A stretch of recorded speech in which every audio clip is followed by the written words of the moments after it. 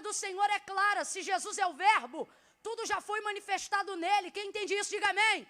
Então por que a gente fica agindo acerca das coisas que sabemos que temos que fazer? Como Gideão, hoje novelo seco, amanhã novelo molhado. Hoje seco do lado de fora, amanhã molhado do lado de dentro. E Deus está dizendo, tudo que Gideão queria era ter sobre ele a palavra revelada que tem sobre a sua vida. E você tem, e fica aí, barganhando espiritualidade com Deus. O Senhor, Ele está disposto a trabalhar numa incredulidade sincera. Mas Ele não gastará 5 minutos lapidando uma fé falsa. Quando ele entra na casa depois da ressurreição pela primeira vez, Tomé não está na casa. Então depois que os discípulos contam para Tomé, Jesus veio aqui. Nós vimos ele. Tomé pensa que todo mundo está insano, porque para aqueles que não creem, a pregação da cruz é loucura. Tomé não crê, mas ele é um dos discípulos, mas ele não crê. Vocês estão insanos, vocês estão malucos. Tomé, é verdade, Jesus veio aqui na casa. Pois eu, disse ele, se não colocar os dedos nas perfurações dos cravos e se não lhe transpassar a mão aonde a lança pegou do lado, eu não o crerei. Jesus volta a segunda vez dentro daquela casa sem necessidade nenhuma, porque ele já tinha ido ali.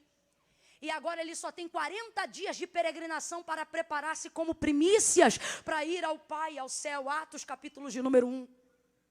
Então veja, humanamente falando, Jesus veio ali para uma única coisa. Qual? Ajustar a fé de Tomé.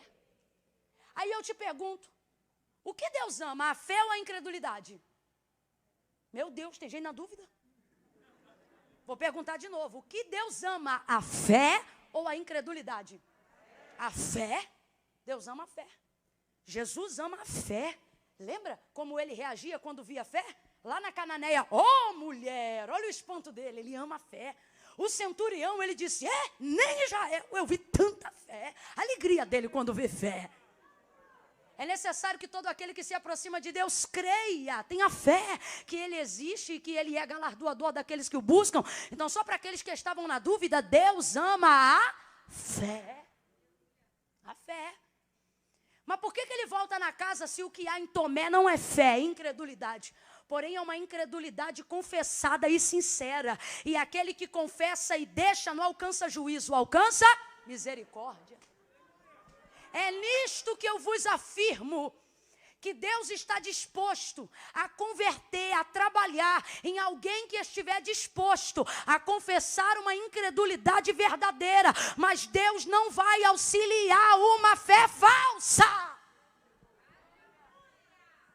Não adianta falar em línguas. Não adianta interpretar línguas. Não adianta ter dons. A vitória que vence o mundo é a nossa fé. E se ela não estiver como deve ser, Camila, e como deve ser? A fé deveria ser um máximo, mas se ela for do tamanho de um grão de mostarda, Jesus disse, serve. Então, se não está tendo manifestação nenhuma de palavra, é porque não tem fé nem do tamanho de um grão de mostarda, gente.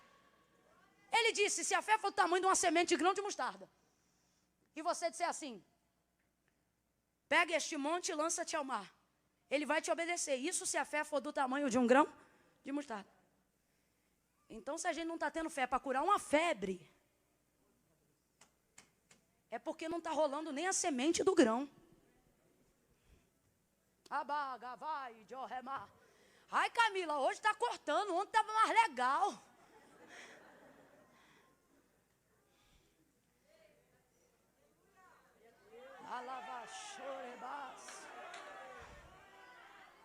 O Senhor está dizendo para nós hoje aqui, eu quero que vocês se aliviem do fardo de fazer e entendam que eu sou suficiente para fazer. E a única maneira que vocês verão tudo que eu posso fazer é se vocês creem na minha palavra. Porque quem faz é a minha palavra. Quem opera é a minha palavra. Então, se não está acontecendo, não coloque na conta do tempo o que Deus está disposto a fazer agora.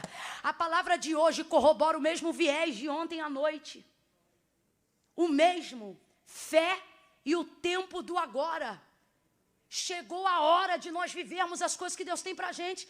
Camila, mas é porque ainda não está no tempo. Eu não consigo ver nenhuma obra de Jesus, nenhuma manifestação no Filho de Deus, que ele disse espera para quem precisava de socorro imediato. Não existe, gente.